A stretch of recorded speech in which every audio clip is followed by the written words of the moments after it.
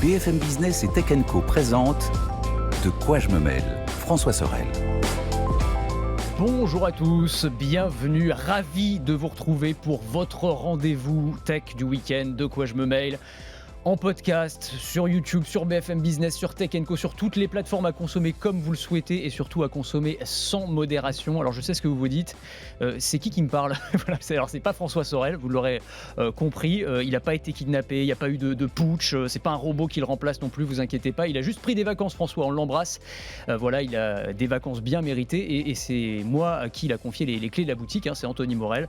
Vous connaissez ma voix si vous écoutez régulièrement De quoi je me mêle évidemment. Et donc, voilà, on va prendre le relais pendant 15 jours et discuter comme d'habitude, commenter l'actualité tech très riche de cette semaine. Et ça commence maintenant.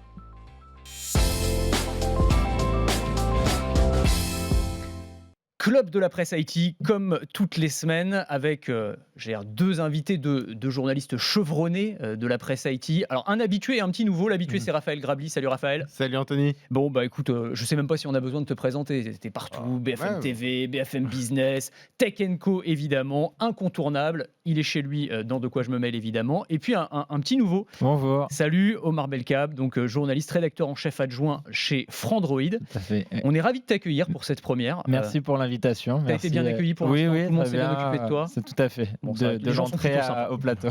Bon, alors ça va, ça commence bien. Plein de sujets à aborder avec vous, évidemment. 2 modules, on a 1 heure à passer ensemble. On va parler de quoi aujourd'hui? On va parler de ChatGPT comme chaque semaine, de la riposte de Google qui se met en place, des applications assez dingues aussi, avec, vous avez vu là peut-être cette journaliste virtuelle qui va peut-être nous remplacer tous d'ici quelques années. C'est peut-être pas très réjouissant. On va se demander si Satoshi Nakamoto ne serait pas en fait Steve Jobs. Waouh, spoiler alert, non, probablement pas. Mais il y a quand même une news assez marrante. Il y a un petit doute quand même. On va parler d'Oppo et de OnePlus, de leurs ambitions peut-être ratées sur le marché européen, d'une nouvelle manette PlayStation révolutionnaire. Mais avant tout ça, on va parler de notre chouchou. Voilà, de celui dont on ne peut pas passer une semaine sans parler, c'est évidemment Elon Musk. Elon Musk, roi des trolls, c'est comme ça qu'on pourrait intituler cette partie. Est-ce qu'Elon Musk ne se moque pas un peu du monde? Il y a plein d'actu sur Elon Musk, il y a l'interview qu'il a donnée à la BBC, on va en parler. Mais il y a surtout, on a fait quand même, il y a je crois 3 semaines, 1 mois, un module entier dans De quoi je me mêle pour expliquer qu'Elon Musk avait signé une lettre ouverte avec 1000 chercheurs en IA pour nous dire maintenant, on arrête tout pendant 6 mois, l'IA c'est trop dangereux, on s'arrête, on réfléchit. Et là, qu'est-ce qu'on apprend par le biais de la presse américaine? Qu'Elon Musk travaillerait en secret sur son propre projet d'intelligence artificielle. Raphaël, il se fout de nous, non? C'est tellement impossible de savoir ce qui est vrai entre ce qu'Elon Musk raconte, ce qui fait vraiment, dans quel contexte aussi, parce que oui, on explique qu'il a acheté énormément de matériel, notamment, il veut investir financièrement pour entraîner des IA, mais en même temps, il a signé donc une lettre au milieu de spécialistes de l'IA pour mettre une pause de 6 mois sur le développement de l'IA. Bon, après, les contradictions avec Elon Musk, j'ai envie de dire qu'on est relativement habitué, mais alors, sur le fait de développer comme ça, de A à Z, une IA générative qui puisse être comparable à du ChatGPT, j'y crois pas tellement. Par contre, là où il y a une crédibilité, évidemment, pour 2 raisons. Parce qu'il a de l'argent et le réseau, évidemment. Parce que il a été quand même l'un des cofondateurs d'OpenAI, même s'il est parti depuis quelques années. Mais enfin bon, on peut imaginer qu'il a quand même un réseau d'experts en IA et que si demain il veut créer une équipe d'IA, il y a quand même des chances qu'il sache où piocher et qu'il trouve quand même, malgré ses frasques, pas mal de gens extrêmement talentueux pour travailler avec lui. Il a même déjà pioché, je crois qu'il a pris 2 personnes experts des anciens de DeepMind, un truc comme ça. Voilà. Donc, La filiale d'intelligence artificielle de Google. Oui, de tout à Google, fait. exactement. Et donc, s'il veut constituer une équipe, il va y arriver. Après, la question, c'est comment peut travailler cette équipe, avec quels moyens, sur quelle base de données.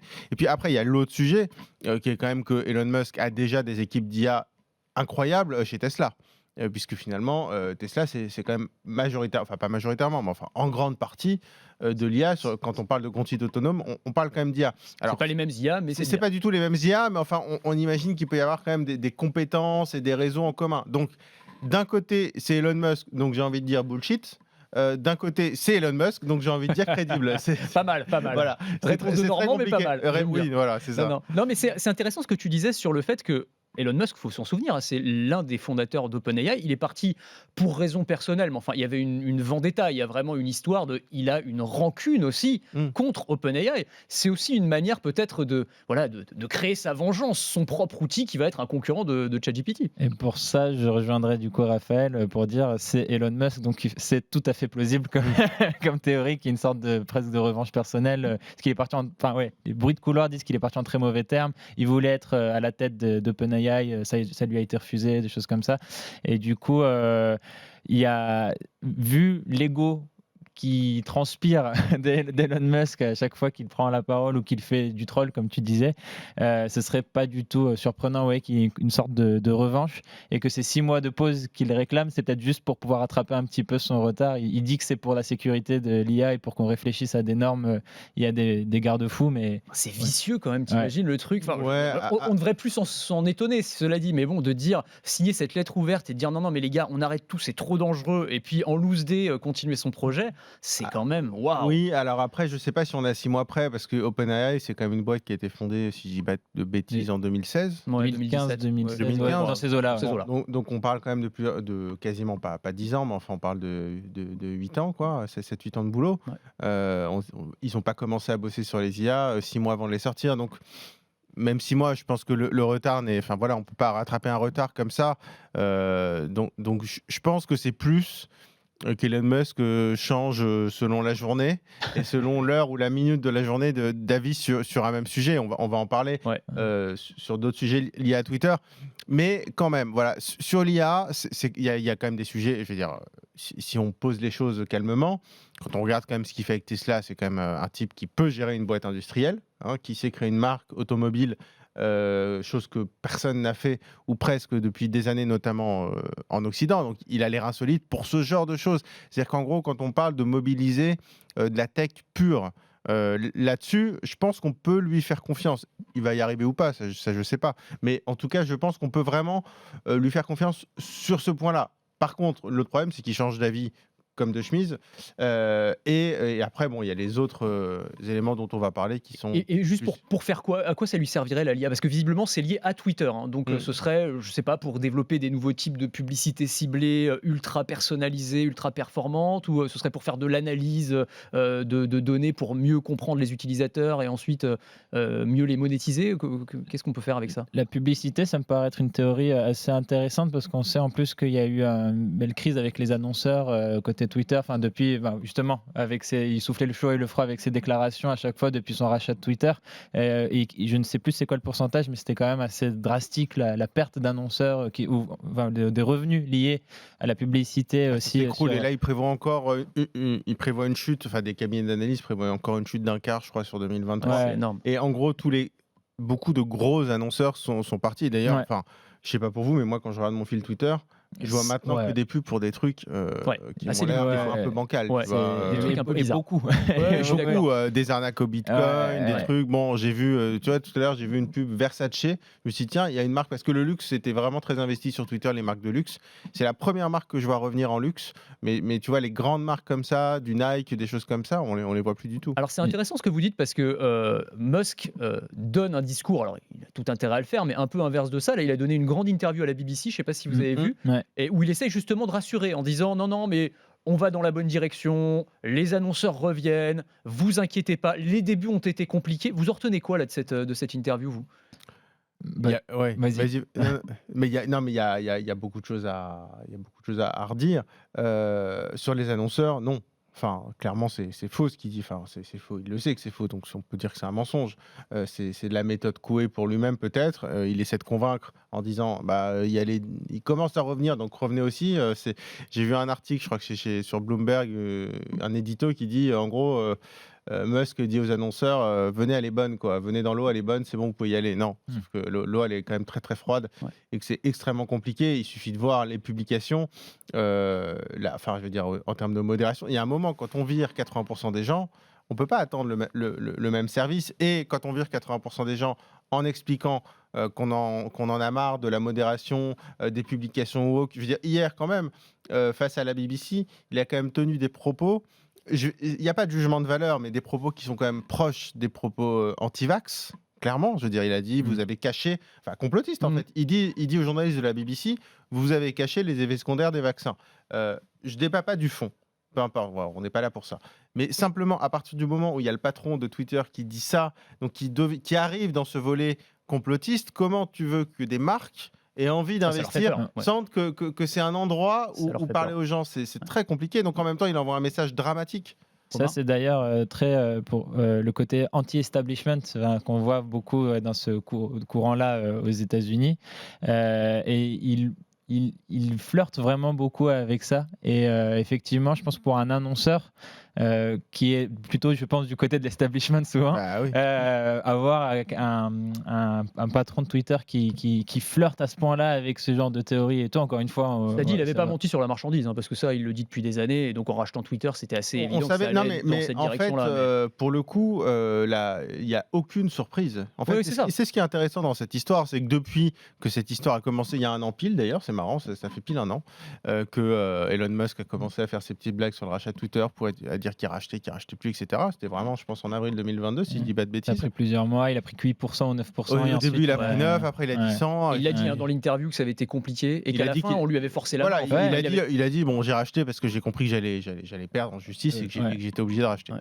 Et alors, ce qui est intéressant aussi, là, c'est tous les changements d'algorithme. On voit que, bon, là, l'important, c'est générer du cash, de toute façon, quoi qu'il arrive. Tu le disais peut-être avec des pubs bancales, aussi en poussant les gens à s'abonner. Alors, vous avez vu qu'à partir de, je crois que c'est ce week-end, hein, c'est le 15 avril, où dans l'onglet, alors c'est l'onglet pour vous, donc, qui vous propose des trucs qui sont censés vous intéresser, ne pourront vous être proposés des éléments que par des comptes qui sont payants, par des comptes certifiés. Ce qui est assez dingue, c'est-à-dire que moi j'ai pas de compte payant, donc je peux poster le truc le plus intéressant du monde, mais jamais vous l'aurez dans votre fil d'actualité pour vous.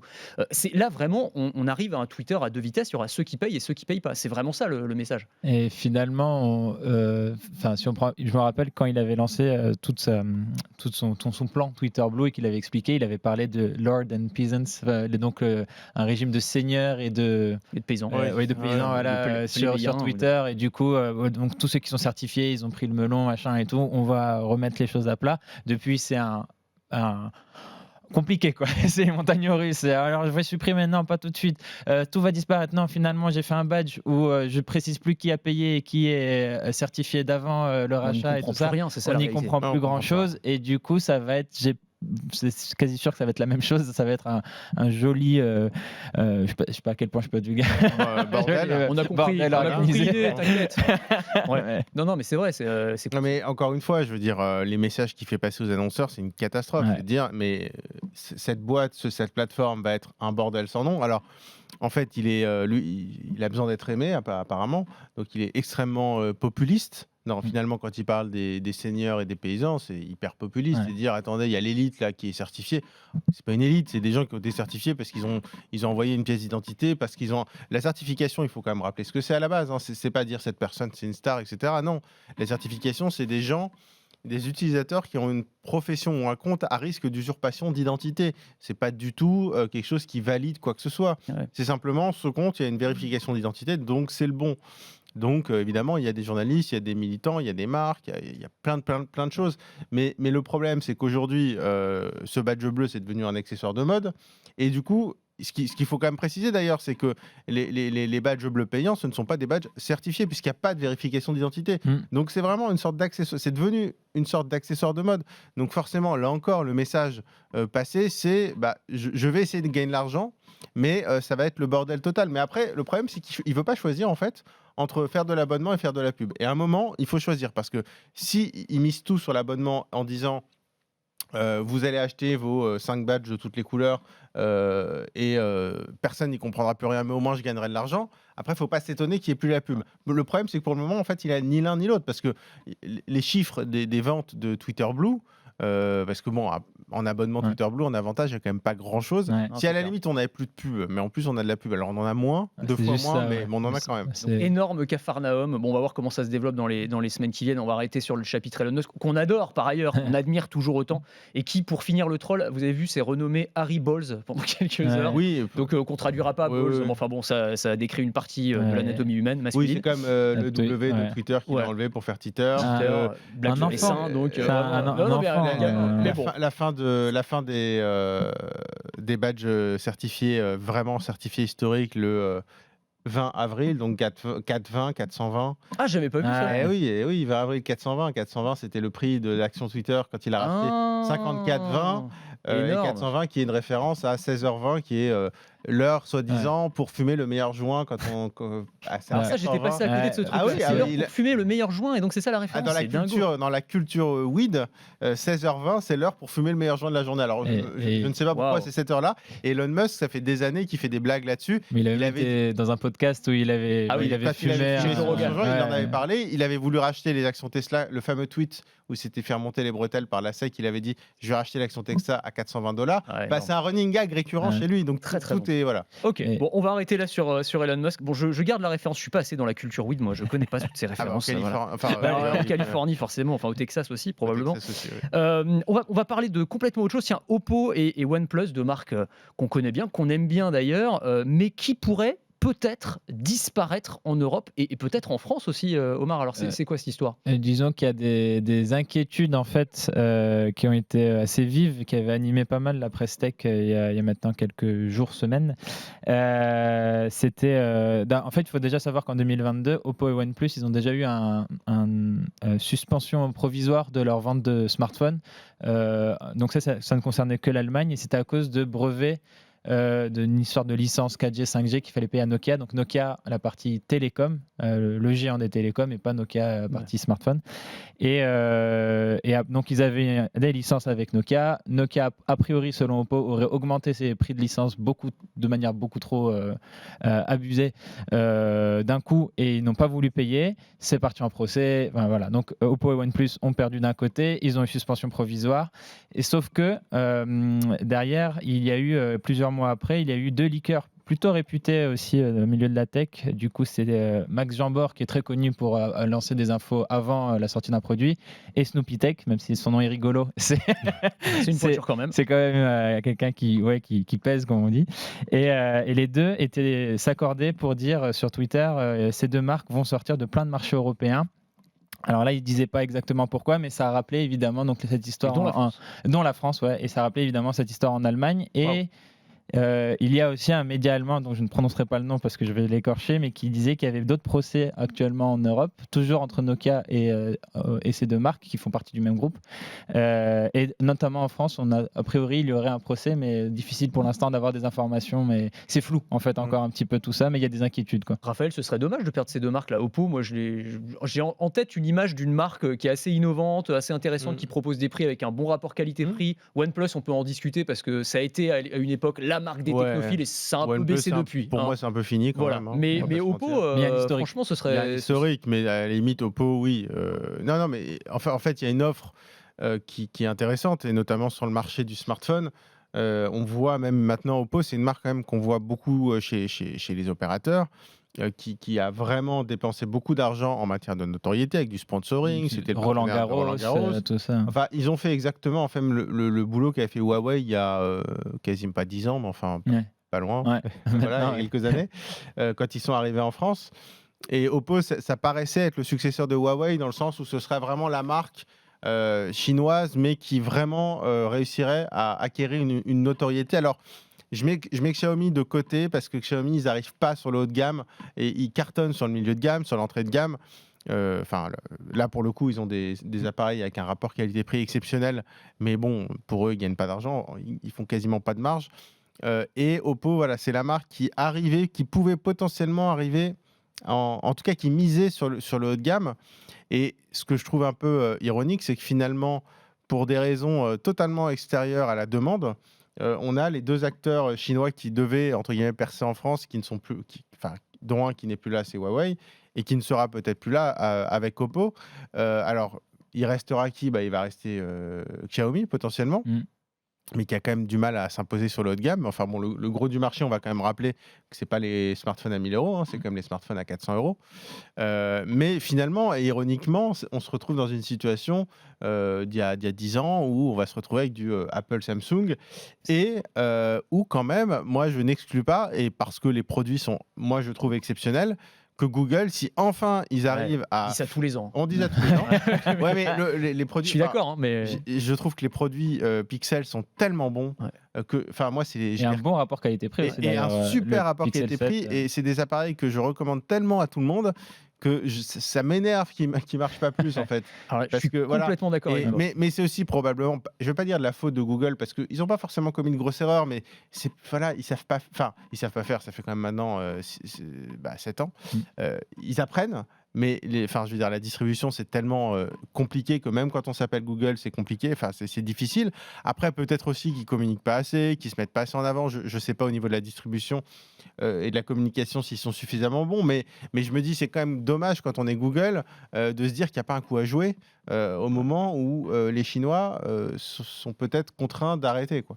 Je rappellerai juste qu'il y avait quand même eu des communiqués d'Oppo et OnePlus qui disaient non, on va super bien, machin et tout. Donc, c'est pour ça que l'une des théories plausibles, c'est plutôt peut-être juste un retrait au lieu de sortir un smartphone aussi régulièrement, parce que le marché des smartphones, c'est un truc où il y a quand même des sorties vraiment quasiment tous les mois. Ce serait peut-être une mise en retrait, montrer vraiment qu'il n'y a plus autant d'intérêt stratégique à se focaliser autant sur l'Europe, qui est un marché de notoriété, alors que peut-être leur marché local, la Chine, est bien plus intéressante en termes de volume.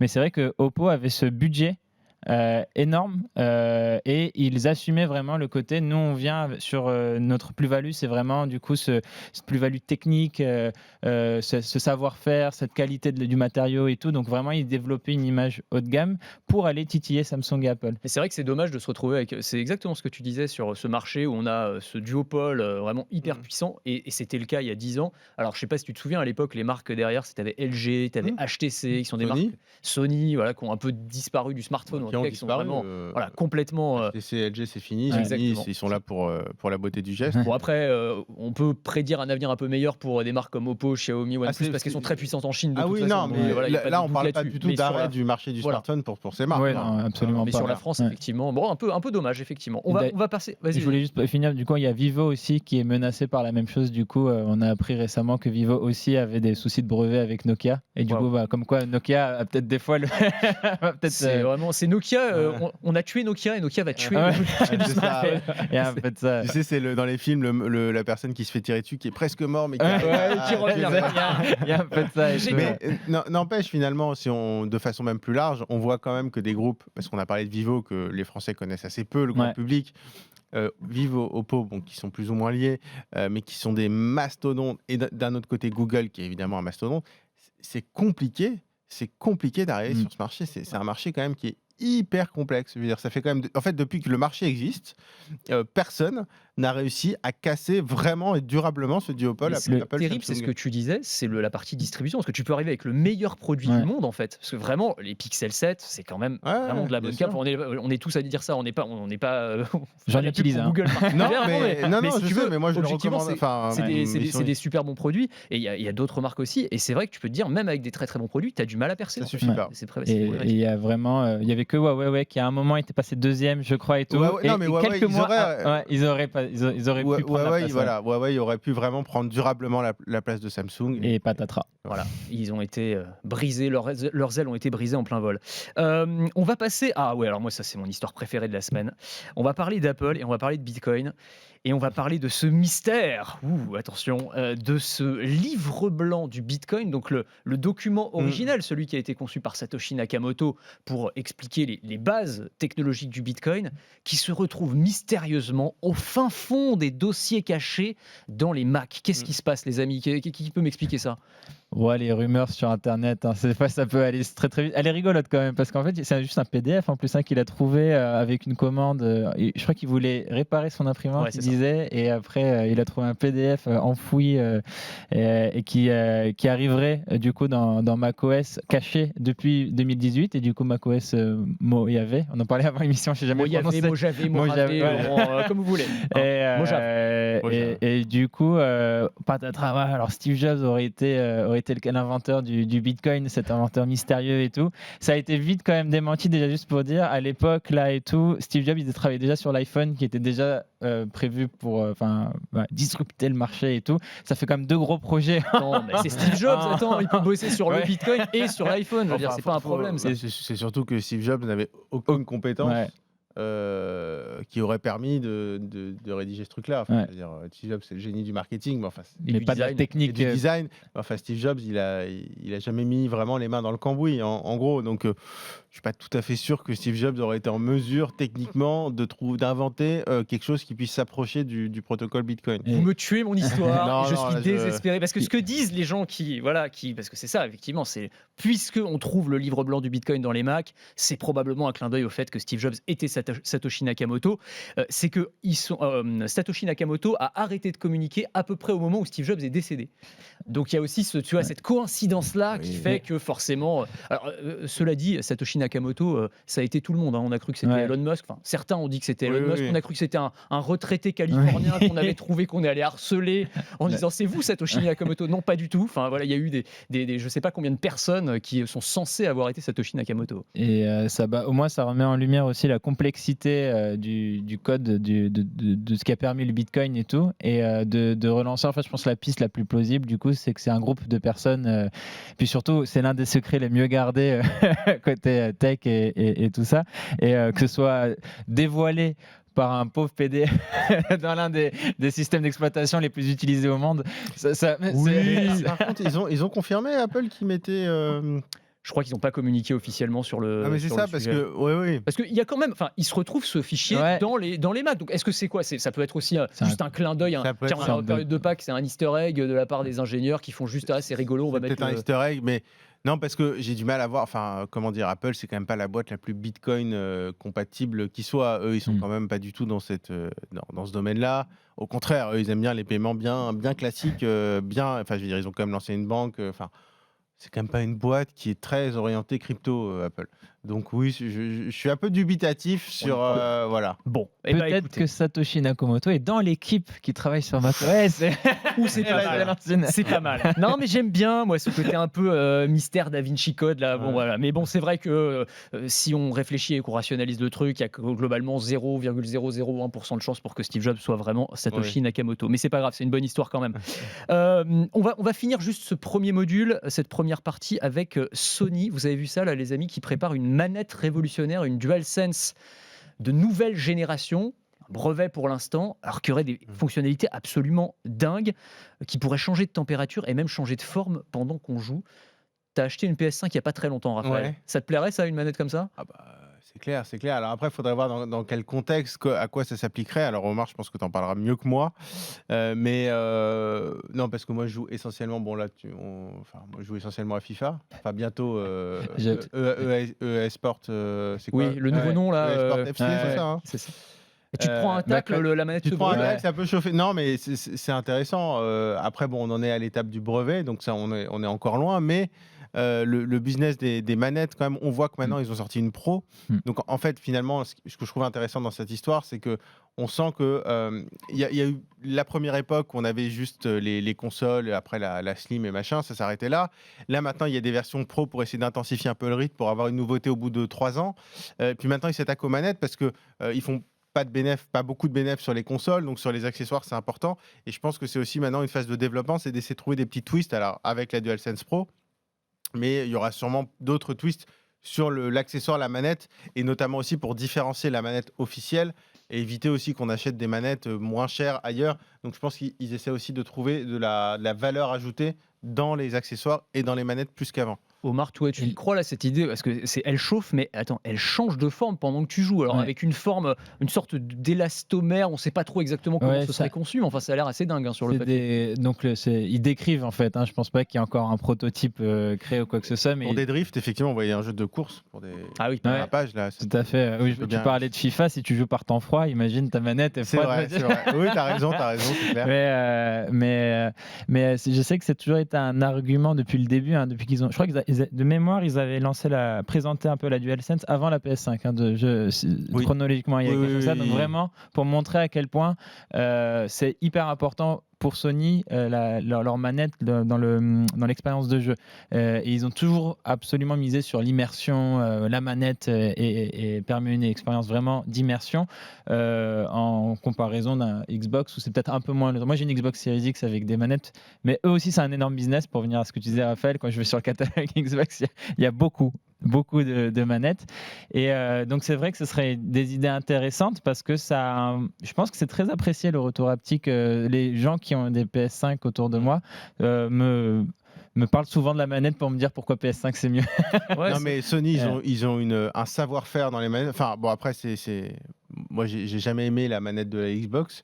Moi, au Team contraire, Sony c'est celle versus que- Team Xbox. Bah, Ouais, voilà, celle que je voilà, préfère. on va Mais- partir sur les guerres de religion là quasiment. Pour moi, la force Sony, ils ont jamais foiré une manette. Enfin, je trouve, ils ont toujours été excellents. Et d'ailleurs, il y a quelque chose qui trompe pas, c'est que la manette de PlayStation, c'est quand même la même depuis 30 ans, quasiment. C'est-à-dire si on Sur la forme à peu près. ouais, c'est ça, les fondamentaux, ça bouge pas.